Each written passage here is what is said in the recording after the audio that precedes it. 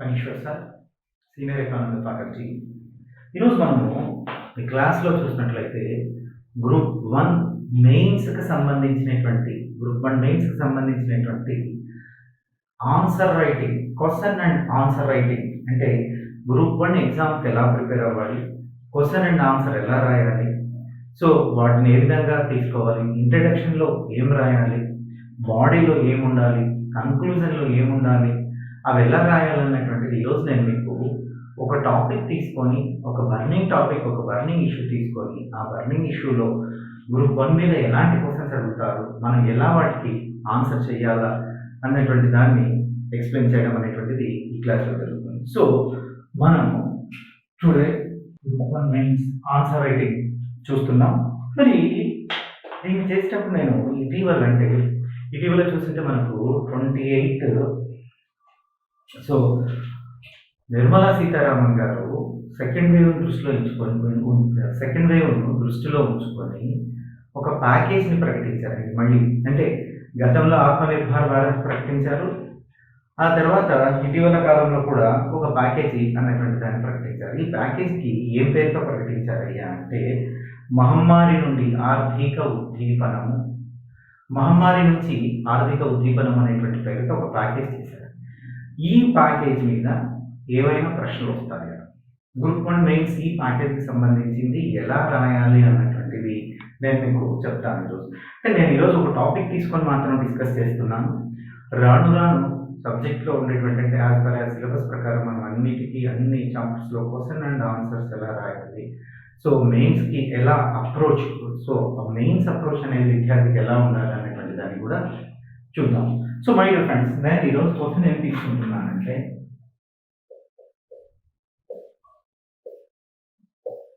ఇటీవల మహమ్మారి నుండి ఆర్థిక ఉద్దీపనం పేరుతో కేంద్ర ప్రభుత్వం ప్రకటించిన ఉద్దీపన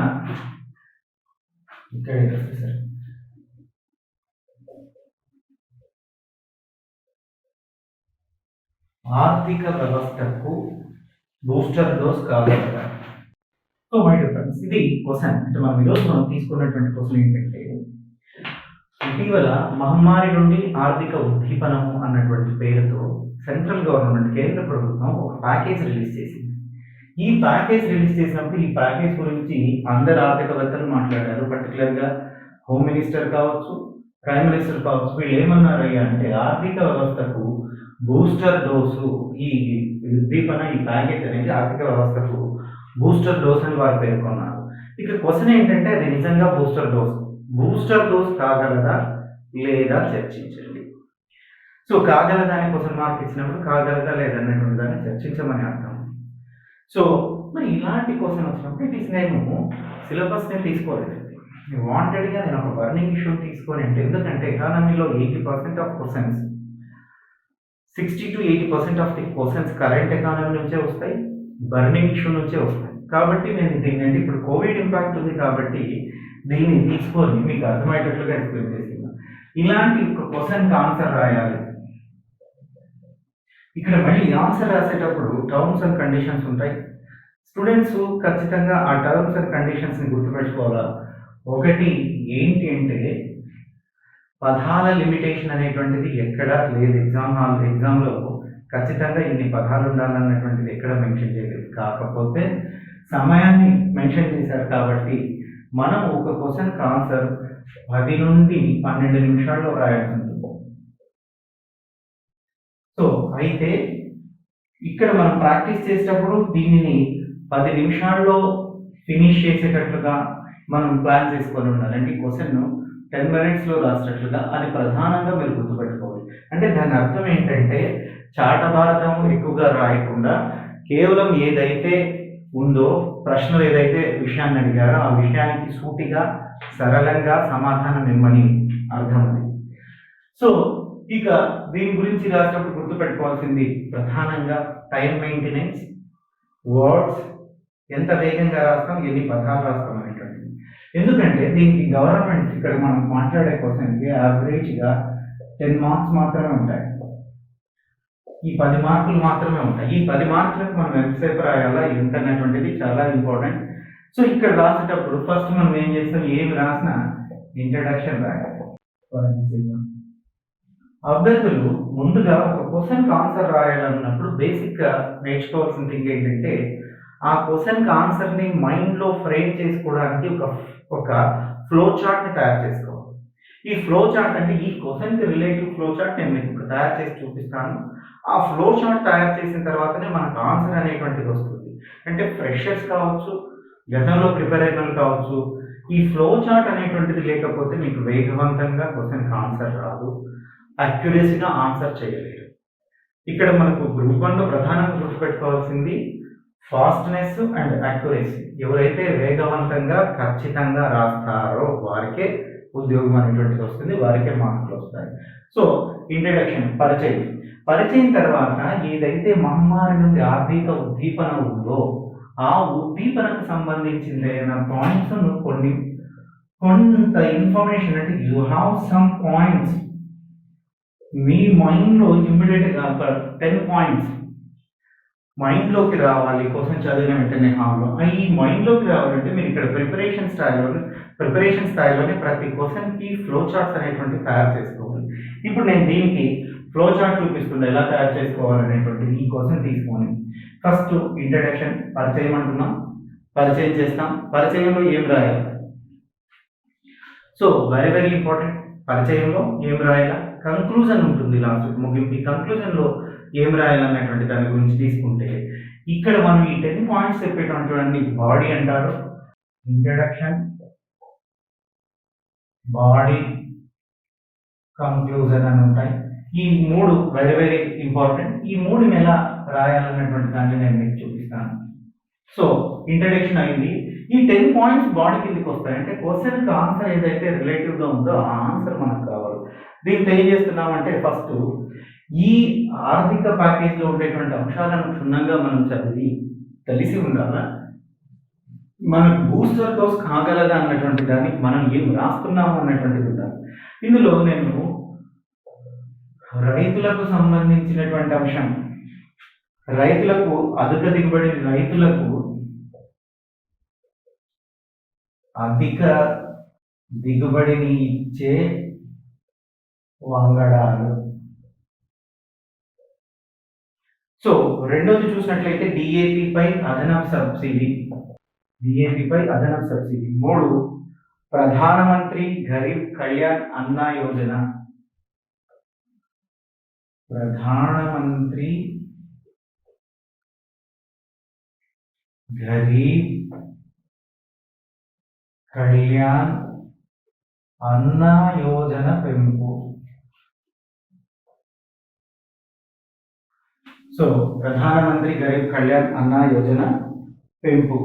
ఇక 4వది ఎంఎస్ఎంఈలకు సంబంధించింది. సో ఎంఎస్ఎంఈలకు చేయూత.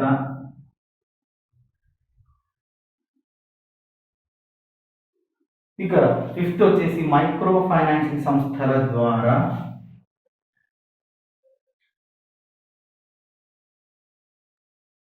మైక్రో ఫైనాన్సింగ్ సంస్థల ద్వారా 25 లక్షల మందికి రుణం. 25 లక్షల మందికి రుణం. నెక్స్ట్ చూసినట్లయితే 6 ఆత్మనిర్భర్ భారత్ రోజ్గార్ యోజన పొడిగింపు. ఇక 7th చూసినట్లయితే 11,000 మంది టూరిస్ట్ గైడ్లకు, టూరిస్ట్ సంస్థలకు, సో ఏజెన్సీలకు, టూరిస్ట్ సంస్థలకు, ఏజెన్సీలకు నిధుల పెంపు. సో నిధుల పెంపు. దాని తర్వాత చూసినట్లయితే 5 లక్షల మందికి ఉచిత టూరిస్ట్ వీసాలు. ఇక 9th చూస్తే చిన్నారులకు ఆరోగ్య రంగంలో మౌలిక వసతులు ముగింపు. ఇట్లా మీరు ఒక క్వశ్చన్కి ఫ్లో చార్ట్ తయారు చేసుకోవాలి. ఇట్స్ నాట్ ఆన్సర్ కాదండి, ఇది ఆన్సర్ రాయడానికి బేసిక్గా మన దగ్గర ఉండేటువంటి ఇన్ఫర్మేషన్ ఏంటి, ఈ ఇన్ఫర్మేషన్ అంటే మీకు క్వశ్చన్ చదివిన వెంటనే ఎగ్జామ్ హాల్లో ఫస్ట్ మైండ్లో థాట్ రావాల్సింది ఏంటంటే ఈ ఫ్లో చార్ట్ రావాలా. ఏ క్వశ్చన్ అయితే మీరు ఆన్సర్ చేయాలనుకుంటున్నారో ఆ క్వశ్చన్ చూడగానే మీ మైండ్లో ఒక ఫ్లో చార్ట్ రావాలా, ఆ ఫ్లో చార్ట్ ఈ విధంగా ఉండాలా. ఇక్కడ నేను 9 పాయింట్స్ తీసుకున్నాను, మీరు 10 పాయింట్స్ తీసుకోవాలా. 10 పాయింట్స్ని ఎక్స్ప్లెయిన్ చేయాలి. ఇక్కడ 1 పాయింట్ 2 పాయింట్ల 4 పాయింట్లు అనేది ముఖ్యం కాదు. ప్రశ్నకి సూటబుల్గా ఇచ్చినటువంటి క్వశ్చన్కి సూటబుల్గా అప్రోప్రియేట్గా సో మీరు ఆన్సర్ రాయగలగాలి ఖచ్చితంగా. సో మళ్ళీ చెప్తున్నా, గ్రూప్ 1 సక్సెస్కి ఒకటే ఒక ఫార్ములా ఏంటంటే ఖచ్చితత్వము, వేగవంతము. ఇవి రెండే గ్రూప్ 2 సక్సెస్కి ఫార్ములాస్. సరే, గ్రూప్ 1 సక్సెస్ కావాలంటే, గ్రూప్ 1 మీరు ఎస్ఏ రాయాలంటే వేగవంతము, ఖచ్చితత్వం ఎవరైతే మెయింటైన్ చేస్తారో వాళ్ళకే సక్సెస్ వస్తుంది. సో ఈ విధంగా ఉంటుంది. నేను ఇప్పుడు దీన్ని ఎక్స్ప్లెయిన్ చేస్తాను ఏమేమి ఎలా రాయాలి. సో మై డియర్ ఫ్రెండ్స్, ఇదంతా మీరు 10 నిమిషాల్లో రాయాల్సినటువంటి క్వశ్చన్. 10 నిమిషాల్లో రాయాల్సినటువంటి క్వశ్చన్ ఈ విధంగా రాస్తే మార్కులు రావండి. వీటిని ఎక్స్ప్లెయిన్ చేయాలంటే మీ మైండ్లో ఫస్ట్ ఇది ఆన్సర్ రాయడానికి బిఫోర్ మీ మైండ్లో ఈ విధంగా ఫ్లో చార్ట్ తయారవుతేనే దానికి ఆన్సర్ రాయగలుగుతారు. ఎప్పుడు మీకు ఈ విధంగా ఫ్లో చార్ట్ వస్తుందంటే విషయం మీద క్షుణ్ణంగా అవగాహన ఉన్నప్పుడు మీరు ఈ ఫ్లో చార్ట్ తయారు చేసుకోవచ్చు. అందుకే ప్రాక్టీస్లోనే, సో మీరు ప్రిపేర్ అయ్యేటప్పుడు మీ ప్రిపరేషన్ ప్రాక్టీస్లోనే మేము ఫ్లో చార్ట్ తయారు చేస్తాం. ఇప్పుడు నేను ఈ ఫ్లో చార్ట్లో ఉండేటువంటి అంశాలన్నింటినీ 1 by 1 మీకు ఎక్స్ప్లెయిన్ చేస్తూ వస్తాను. సో ఈ ఫ్లో చార్ట్లో ఉండేటువంటి అంశాలన్నింటినీ నేను ఎక్స్ప్లెయిన్ చేస్తాను. మీ దగ్గర ఒక ఫ్లో చార్ట్ ఉంది, సో మీకు తెలుసు ఆ ఫ్లో చార్ట్ని ఫాలో అవ్వాలి.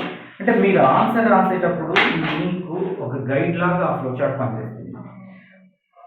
సో ఇప్పుడు then I'm going to answer. So introduction అన్న ఫ్లో చార్ట్లో ఫస్ట్ ఏముంది? ఇంట్రడక్షన్. మీరు పరిచయం అని ఏమి రాయాల్సిన అవసరం లేదు, మీరు రాస్తూ పోతే అదే పరిచయం అని ఎగ్జామినర్కి అర్థమవుతుంది. కాకపోతే మీకు అర్థం కావడం కోసము పరిచయం అన్నటువంటి దాన్ని రాస్తారు. ఇక అసలు విషయం ఏంటి అంటే, ఇటీవల మహమ్మారి నుండి ఆర్థిక ఉద్దీపనను కేంద్ర ప్రభుత్వం ప్రకటించింది. అంటే అర్థం ఏంటి? కేంద్ర ప్రభుత్వం ఒక ఆర్థిక ఉద్దీపనను ప్రకటించింది. దేని కొరకు ప్రకటించింది? మహమ్మారి నుంచి ఆర్థిక వ్యవస్థ నాశనమైంది, ఆర్థిక వ్యవస్థ అనేటువంటి స్పాయిల్ అయింది. ఆ ఆర్థిక వ్యవస్థను తిరిగి మళ్ళీ గాడిలో పెట్టేటువంటి ఉద్దేశంతో ప్యాకేజీలను ప్రకటించింది.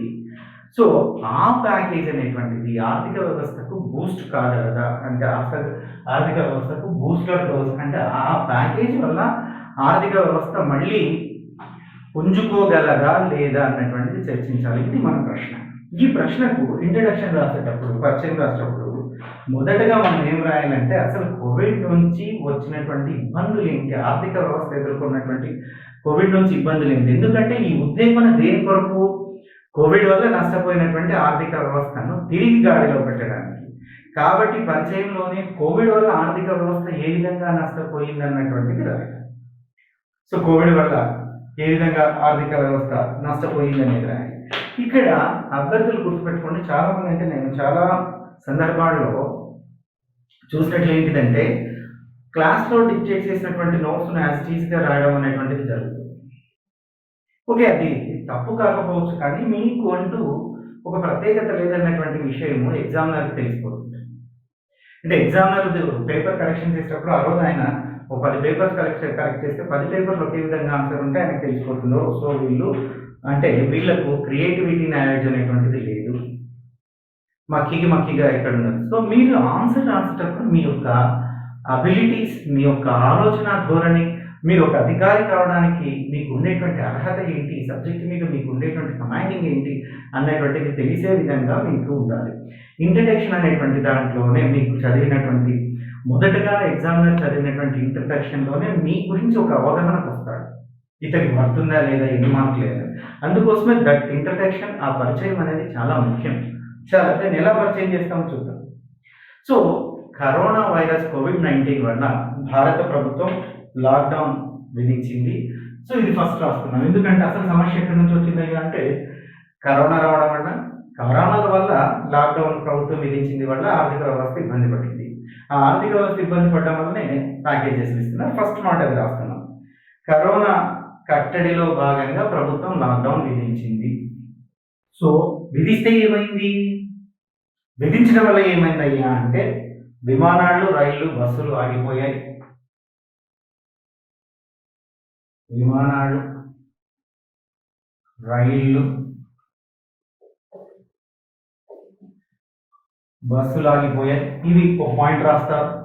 సో నెక్స్ట్ చూసినట్లయితే దీన్ని మనం ఈ రాసేటప్పుడు చాలా ఇంపార్టెంట్ అండి. ఏ సెంటెన్స్ ముందు రావాలి, ఏ సెంటెన్స్ వెనక రావాలి, ఆ సెంటెన్స్ అనేటువంటి దానికి ఖచ్చితంగా మీనింగ్ ఉండాలనేటువంటిది. ఇక్కడ ఏం రాస్తామంటే కోవిడ్-19 కారణంగా భారత ప్రభుత్వం లాక్డౌన్ విధించడం అనేటువంటిది జరిగింది. భారత ప్రభుత్వం లాక్డౌన్ విధించడంలో భాగంగా విమానాలు, రైళ్లు, బస్సులు వంటి రవాణా వ్యవస్థలన్నీ ఆగిపోయాయి. అదేవిధంగా చూసినట్లయితే పరిశ్రమల్లో వ్యాపారం నిలిచిపోయింది. ప్రజలందరూ ఇంటికే పరిమితమయ్యారు. మరి లాక్డౌన్ వల్ల 70% ఆర్థిక వ్యవస్థ నష్టపోయింది.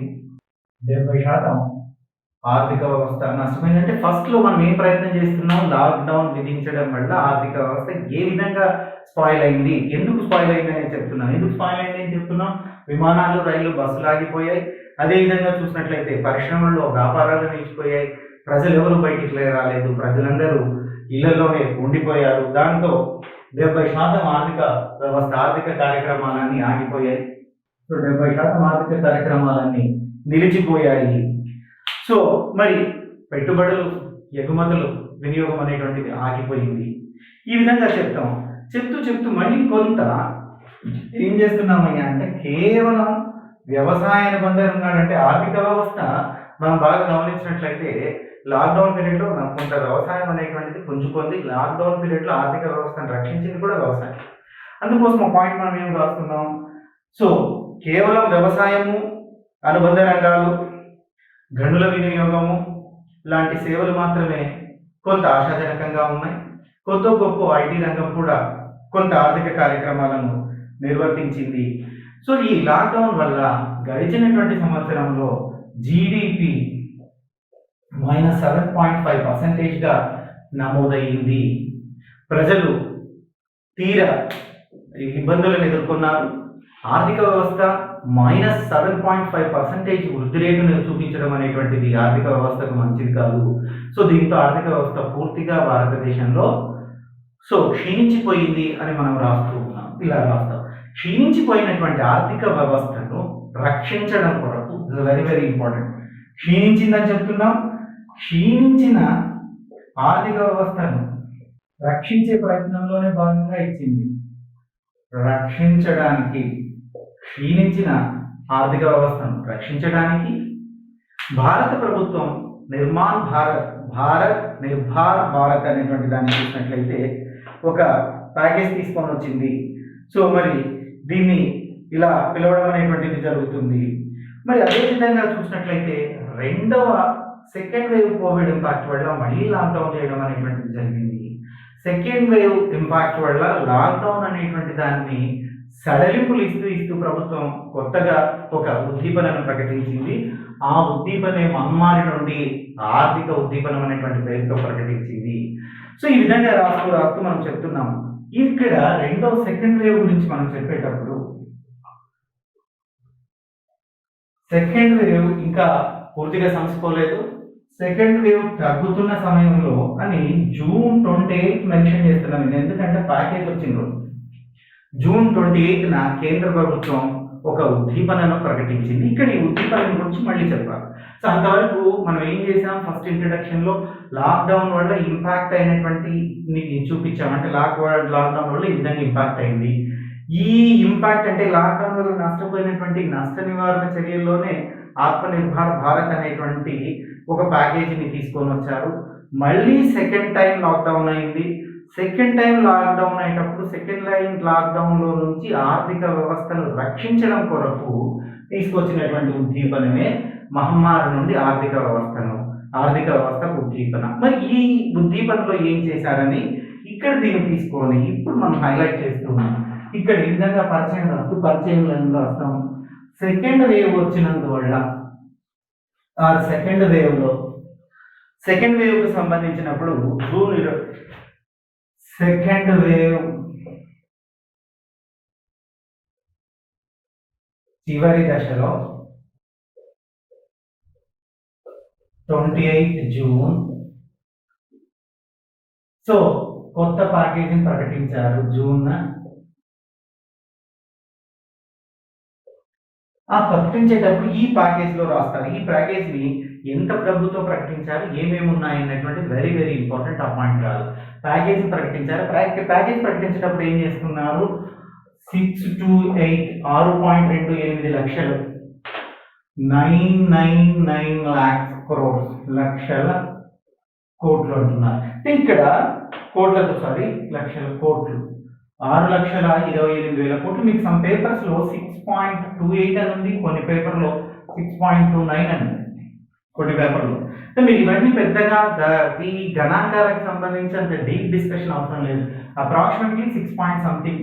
సో మీకు తెలిస్తే ఈ ఫిగర్ కరెక్ట్ ఫిగర్ 6,28,999 6,28,993 అని రాయండి. లేదు తెలియలేదు, so don't go to that one. ఏం రాస్తారు సింపుల్ గా అంటే ఉద్దీపనలో భాగంగా 6.28 లక్షల కోట్లతో ప్రకటించింది అని రాస్తారు. లక్షల కోట్లతో ప్రకటించింది. ఇక్కడ మీరు చాలా ఇంపార్టెంట్ థింగ్ ఏంటంటే ఇక్కడ ఇది రాసేటప్పుడు 6.82 లక్షల కోట్లతో సెకండ్ అంటే ఉద్దీపనను ప్రకటించి సెకండ్ వేవ్ కి సంబంధించి ప్యాకేజీని ప్రకటించి 15 విభిన్న రకాలైనటువంటి ఉపశమనాలను కలిగిస్తుంది అంటున్నారు. ఈ ప్యాకేజ్ లో ఏముంది, 15 రకాలైనటువంటి ఉపశమనాలు, రిలీఫ్స్ అంటారు. సో 15 రకాలైనటువంటి రిలీఫ్స్ ఈ ప్యాకేజ్ లో ఉన్నాయనేటువంటి చెప్పేటువంటి మాట. సో ఎంత డబ్బులు చెప్తున్నాం, ఈ ప్యాకేజ్ ఎన్ని రకాలైనటువంటి రిలీఫ్ చెప్తున్నాం. తర్వాత దానికి సంబంధించి రాసేటప్పుడు సపరేట్ పారాగ్రాఫ్ రాయండి. ఎందుకు సపరేట్ పారాగ్రాఫ్ రాస్తున్నాం అంటే ఫస్ట్ పారాగ్రాఫ్ లో మనము ఆర్థిక వ్యవస్థ నష్టపోయింది రాస్తాం, దాన్ని రికవర్ చేయడానికి ఆత్మనిర్భర్ భారత్ అనేటువంటిది తీసుకున్నారని చెప్తున్నాం. మళ్ళీ సెకండ్ వేవ్ వచ్చిందని చెప్తున్నాం. సెకండ్ వేవ్ ని కంట్రోల్ చేయడానికి, సెకండ్ వేవ్ నుంచి ఆర్థిక వ్యవస్థను కాపాడడానికి 6.28 lakhs crores rupees, 15 types of 15 రకాలైనటువంటి ఎగ్జామ్షన్స్, అంటే 15 types of exemptions వాటిని ఏమంటున్నారు, 15 రకాలైనటువంటి ఉద్దీపనలను ఇవ్వడం అనేటువంటిది జరిగింది. దీంట్లో భాగంగా పనిచేస్తారు. ఇప్పుడు ఆరోగ్య రంగాన్ని బలోపేతం చేయడం, సో వెరీ వెరీ ఇంపార్టెంట్. ఆరోగ్య రంగాన్ని, ఇందులో భాగంగా ఆరోగ్య రంగాన్ని బలోపేతం చేయడం, కోవిడ్ వల్ల దెబ్బతిన్నటువంటి వివిధ రకాలైనటువంటి రైతులకు చేయూతనీయడం, దెబ్బతిన్న వివిధ రకాలైనటువంటి రైతులకు, సో రైతులకు చేయూత, విద్యుత్ సంస్కరణలు, రైతులకు చేయూత, విద్యుత్ సంస్కరణలు, ఎగుమతుల ప్రోత్సాహం,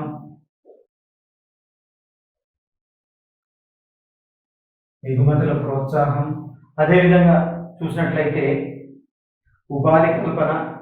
ఇవి రాస్తే ఏం చెప్తాం, 15 రకాలైనటువంటి ఉద్దీపనలు ఇవ్వడం జరిగింది. అందులో ప్రత్యేకించి ఆరోగ్య రంగానికి, రైతులకు చేయూతనివ్వడానికి, విద్యుత్ సంస్కరణలకు, ఎగుమతుల ప్రోత్సాహం, ఉపాధి కల్పన అనేటువంటి అంశాల మీద ప్రత్యేకమైనటువంటి దృష్టిని కేంద్రీకరించి ఈ విద్యా ప్యాకేజ్ అనేటువంటిది ప్రకటించడం జరిగింది. మరి ఈ ప్రకటించినటువంటి ప్యాకేజ్ సో ఇన్ని కోట్లతో ప్రకటించినారు. ఎందుకు ప్రకటించినారంటే ఈ రంగాలను ప్రత్యేకంగా కాన్సన్ట్రేట్ చేస్తూ సెకండ్ వేవ్ వల్ల లాస్ అయినటువంటి ఆర్థిక వ్యవస్థ రికనెక్షన్ ని మళ్ళీ పునర్నిర్మాణించడం కోసం, రీకన్స్ట్రక్టెడ్ కోసం. అప్పుడు మనం ఇక్కడ రాస్తాం. ఈ చర్యలు ఆర్థిక వ్యవస్థకు బూస్టర్ డోస్ కాగలవో లేదో చర్చించాల్సినటువంటిది ప్రశ్న. అప్పుడు మనం ఇక్కడ రాష్ట్రంలో ఏమైనా రాస్తాం, ఈ చర్యలు క్రింది విధంగా ఆర్థిక వ్యవస్థకు బూస్టర్ డోస్ కాగలవు అని రాస్తారు. ఇక్కడితో ఇంట్రడక్షన్ కంప్లీట్ అయింది. ఇదంతా మీకు నేను ఇప్పుడు చెప్పడం అంటే అర్థం కావడం కొరకు మీకు స్లోగా చెప్తున్నా, కానీ ఇదంతా మీకు 6 to 7 lines లో ఫినిష్ అవ్వాలి. సో బాగా గుర్తుపెట్టుకోండి, ఇలా రాస్తే 5 to 7 words రాస్తారు. ఆ 5 to 7 words లో సో 6 to 7 or 8 lines లో ఇంట్రడక్షన్ అనేటువంటిది కంప్లీట్ అవ్వాలి. ఇంట్రడక్షన్ తర్వాత మనం ఏం రాస్తున్నాము అంటే ఇంట్రడక్షన్ అయిపోయింది. ఇంట్రడక్షన్ తర్వాత మనం తీసుకునేటువంటి రైతులకు అధిక దిగుబడిని ఇచ్చేటువంటి వంగడాలు అంటున్నాం. సబ్హెడింగ్ పెట్టి రాస్తే బాగుంటుంది. పెట్టి రాయాల్సిన అవసరం లేదు అనుకుంటే కూడా మీరు రాయచ్చు. కాకపోతే సబ్హెడింగ్ పెట్టి రాస్తే ఎగ్జామ్ ఫోకస్ పెరుగుతుంది. ఓహో, ఇక్కడ ఈ అబ్బాయి పాయింట్ చెప్తున్నారు, ఇక్కడ రాసేటప్పుడు ఈ పాయింట్ చెప్తున్నారు అనేటువంటి విషయం ఆయనకు అర్థం అవుతుంది. సో ఇక్కడ చూసినట్లయితే ఇక్కడ కూడా మీరు బాగా గుర్తుపెట్టుకోండి, రైతులకు అధిక దిగుబడులు ఇచ్చేటువంటి వంగడాలు. ఇది కూడా 3 to 5 లైన్స్ మధ్యలోనే ఫినిష్ చేయడానికి మీరు ప్రయత్నం చేయాలి. సో దీన్ని ఎట్లా రాస్తున్నామయ్యా అంటే, ప్రాథమిక రంగమైనటువంటి వ్యవసాయ రంగానికి సంబంధించి ఇది వరకే ప్రకటించినటువంటి ఎరువుల రాయితీని పెంచడం. సో పాయింట్ ఏంటంటే, కీ పాయింట్ ఎరువుల రాయితీని పెంచడం. ఇది మైండ్లో రావాలి. అది ఎక్కువ సార్లు చదివితే ఆటోమేటిక్గా వస్తుందండి, కొత్త ఏం కాదు. తర్వాత నవంబర్ వరకు పేదలకు ఉచితంగా తిండి గింజలు ఇవ్వడం. నవంబర్ వరకు పేదలకు ఉచితంగా తిండి గింజలు ఇవ్వడం. అదేవిధంగా చూసినట్లయితే నెక్స్ట్ ఇక్కడ ఏం రాస్తున్నారయ్యా అంటే, వాతావరణాన్ని తట్టుకునేటువంటి అధిక దిగుబడి ఇచ్చేటువంటి వంగడాలు, అన్ని రకాల వాతావరణాలను తట్టుకొని అధిక దిగుబడిని ఇచ్చేటువంటి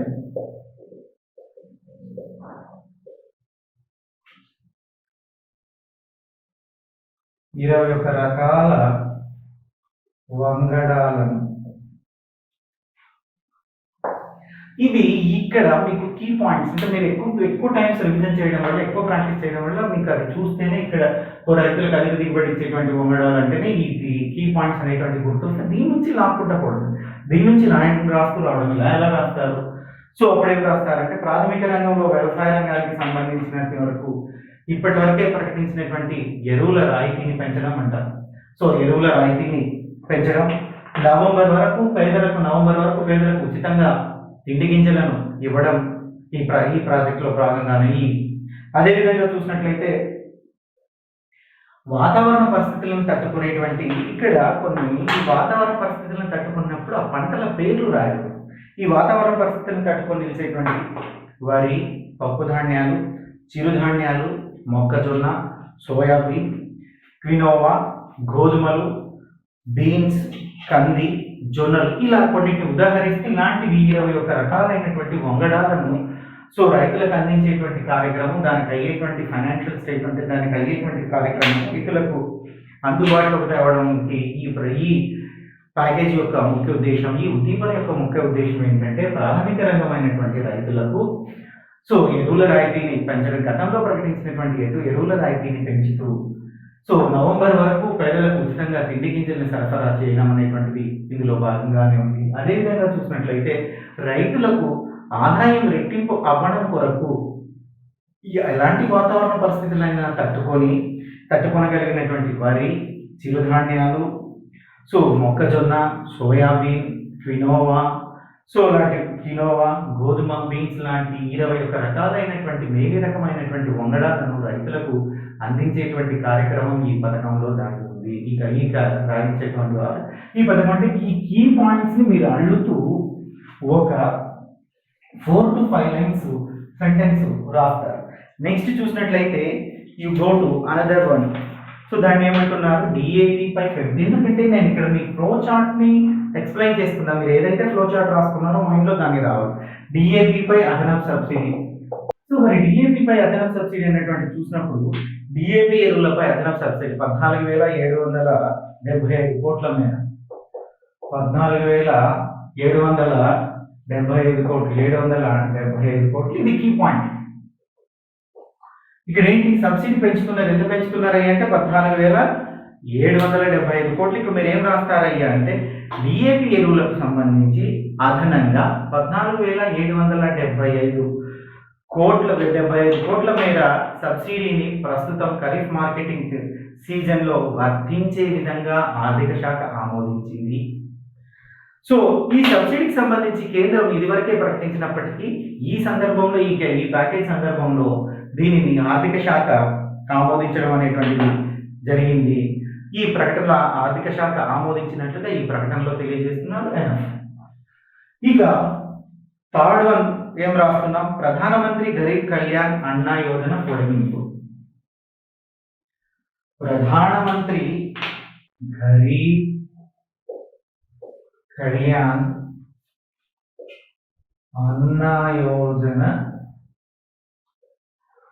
పెంపు. సో ఇక్కడికి వచ్చేటట్లుగా మీరు ఏం రాస్తున్నారయ్యా అంటే సింపుల్గా ఇక్కడికి వచ్చేలోగా మనం సింపుల్గా ఏమని చెప్పాల్సి వస్తుందయ్యా అంటే కోవిడ్ నేపథ్యంలో దీన్ని ప్రకటించారు. ఈ విషయం మర్చిపోకూడదు. కోవిడ్ నేపథ్యంలో ప్రకటించినటువంటి ప్రధానమంత్రి గరీబ్ కళ్యాణ్ అన్న యోజనను నవంబర్ వరకు పొడిగించారు.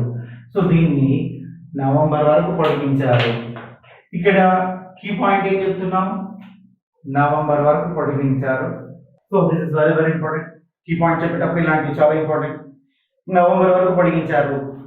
ఆహార భద్రతా చట్టంలోని ప్రతి ఒక్కరికి అదనంగా 5 కిలోల చొప్పున ధాన్యాలను పంపిణీ చేస్తారు. ఇక్కడ ఇది మరి ఖచ్చితంగా ఆహార భద్రతా చట్టం అనే పేరు రాయండి.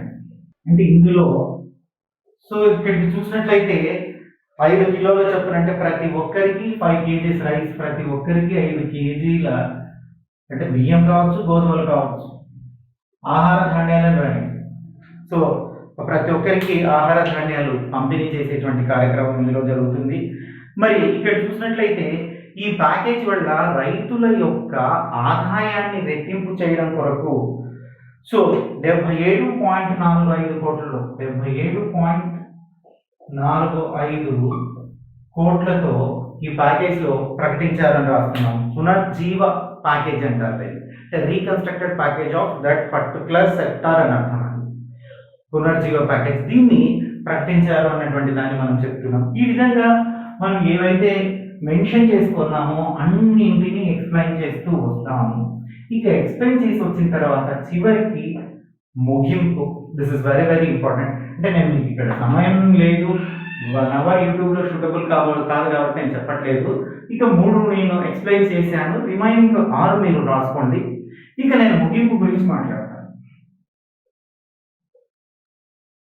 ముగింపు గురించి మాట్లాడేటప్పుడు ప్రధానంగా ఏంటంటే ఒక పాయింట్ రాస్తాను. ఆర్థిక వ్యవస్థ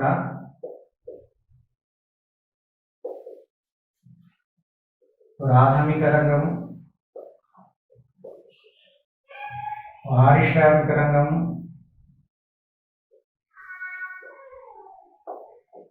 సేవల రంగం, ఈ 3 రంగాలతోనే ఆర్థిక వ్యవస్థ రన్ అవుతూ ఉంటుంది. ఆర్థిక వ్యవస్థ ఈ 3 రంగాల మీద ఆధారపడి ఉంటుంది. ఎక్కడైతే సేవల రంగం అధికంగా అభివృద్ధి చెందుతుందో ఆ ప్రాంతం కూడా అభివృద్ధి చెందడం అనేటువంటిది జరిగింది. ప్రస్తుతం ప్రకటించినటువంటి ప్యాకేజ్ చూసినట్లయితే ఈ 3 రంగాలను ఆదుకునేటువంటి విధంగానే ఉంది. ఈ 3 రంగాలకు చేయూతనిచ్చేటువంటి విధంగానే ఉంది. ఇక్కడ కన్క్లూజన్ చెప్పేటప్పుడు మీరు గుర్తుపెట్టుకోవాల్సినటువంటి ప్రధాన అంశం ఏంటయ్యా అంటే CII సో అసోచామ్ అదేవిధంగా మనం చూసినట్లయితే FIO ఇవి ఆర్థిక సంస్థలు అంటే ఎకనామికల్ ఆర్గనైజేషన్స్ అంటారు. ఇవి కానీ ఐక్యరాజ్య సమితి కానీ ప్రపంచ బ్యాంక్ కానీ ఇలాంటి సంస్థలు ఏవైనా ఈ అంశం మీద కామెంట్ చేసింది అంటే ఇలాంటి సంస్థలు అంటే ఇంటర్నేషనల్ ఆర్గనైజేషన్, అంతర్జాతీయ సంస్థలు,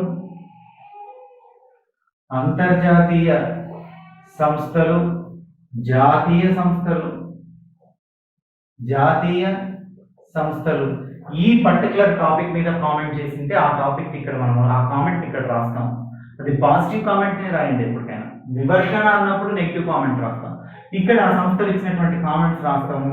చివరిగా ఏం రాస్తామంటే ఈ ప్యాకేజ్ వల్ల, ఈ ఉద్దీపన వల్ల ఆర్థిక వ్యవస్థ రీకన్స్ట్రక్టెడ్ కాగలదంటే ఈ ఉద్దీపన వల్ల ఆర్థిక వ్యవస్థ బూస్టర్ డోస్ కాగలదు. అయినప్పటికీ కూడా అతిపెద్ద జనాభా అంటే 2వ అతిపెద్ద జనాభా కలిగినటువంటి దేశంలో ఈ ఆర్థిక వ్యవస్థ అంటే ఈ మొత్తం సరిపోదు, ఇంకా చాలా రంగాలకు వెలితిగా ఉంటుంది. ప్రభుత్వం వారు ఈ ప్యాకేజీని అమలు చేసినట్లనే ఇంకా మరికొంత ప్యాకేజీలను ఇచ్చి ఆర్థిక వ్యవస్థను అభివృద్ధి పైపు తీసుకెళ్లేటువంటి ప్రయత్నాలు చేస్తారని ఆశిద్దాము అన్నటువంటి దాంతో మనం కంక్లూజన్ అనేటువంటి దాన్ని ముగించాలి. దీన్ని ముగించేటప్పుడు గుర్తుపెట్టుకోండి, ఎప్పుడు కూడా పాజిటివ్తోనే ఉండాలి, పాజిటివ్ మైండ్ సెట్టే ఉండాలి. కంక్లూజన్లో critical analysis or critically critics అన్నప్పుడు మాత్రం అంటే విమర్శనాత్మక ధోరణి అన్నప్పుడే విమర్శన రాయాలి. ఆ విమర్శన రాసేటప్పుడు కూడా విమర్శన రాస్తే ఖచ్చితంగా దానికి సమాధానాన్ని చూపిస్తూ రాయాలి. ఈ విధంగా మీరు ప్రాక్టీస్ చేయండి. మిగతా క్వశ్చన్ అండ్ ఆన్సర్స్ మళ్ళీ నేను మీతో డిస్కస్ చేస్తుంటాను. Thank you. మీ ఫణీశ్వర్ సార్.